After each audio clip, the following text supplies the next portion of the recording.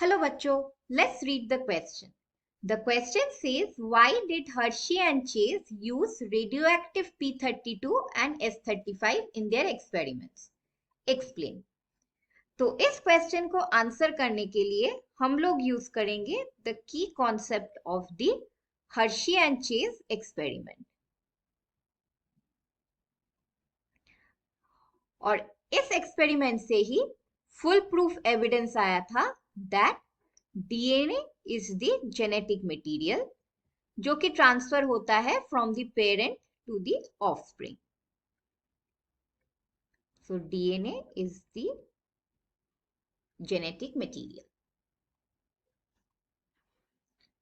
तो इस एक्सपेरिमेंट के लिए इन लोगों ने यूज किया था बैक्टीरियोफाजेस। तो बैक्टीरियोफाज उन वायरस को कहा जाता है जो कि बैक्टीरियल सेल्स को इन्फेक्ट करते हैं। So bacteriophage are virus that infect bacteria.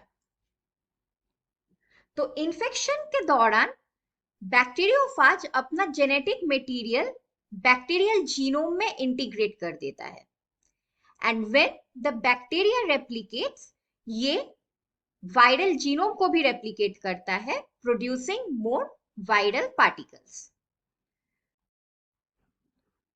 सो इस एक्सपेरिमेंट में some viruses were grown in media which contained radioactive phosphorus P32.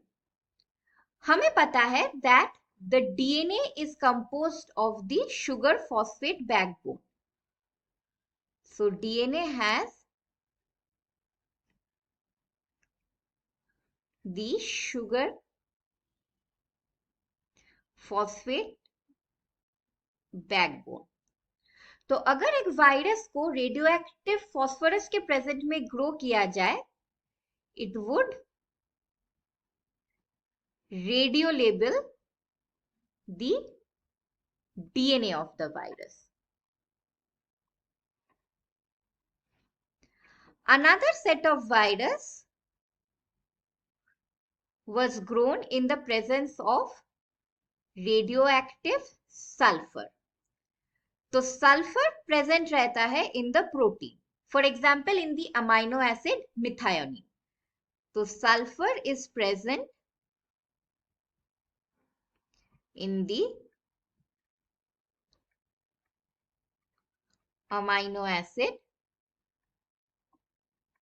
Methionine. तो जिन सब वायरस को रेडियोएक्टिव सल्फर के प्रेजेंस में ग्रो किया जाएगा, they would have their proteins radio labeled. तो इनके बाद bacterial cells were infected with these bacteriophages. So this is one population of bacteria. This is another population of bacteria.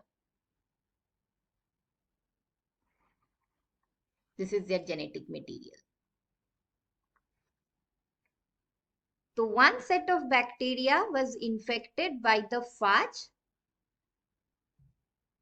जो कि grow किया था इन रेडियोएक्टिव फॉस्फोरस, यानी कि इनका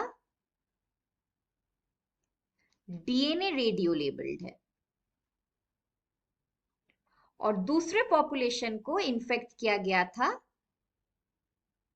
with the bacteriophage which were grown in radioactive sulfur, यानी कि इनका प्रोटीन्स रेडियो लेबल्ड है। तो during the process of infection viral quotes को अलग किया गया बाय ब्लेंडिंग और agitation and finally bacterial cells और वायरल सेल को अलग किया गया था थ्रू सेंट्रीफ्यूगेशन। उसके बाद जब सुपरनेटेंट और पेलेट फ्रैक्शन में रेडियो एक्टिविटी को चेक किया गया, ये देखा गया था that in case of bacteria which were infected by phages grown in radioactive phosphorus, the bacterial cells were radioactive. But supernatant में यानी कि the one containing the viral particles, there was no radioactivity.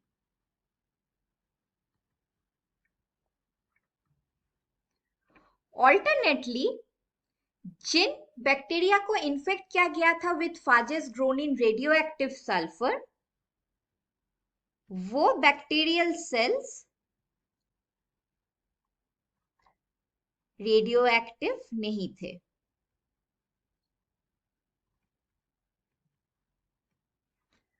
पर supernatant में यानी कि the virus, they were still radioactive. तो इससे पता चला था कि the genetic material is the DNA, यानी कि डीएनए ही ट्रांसफर होता है from the virus into the bacteria, ना ही कि the protein. So hope you understood it well. Best of luck.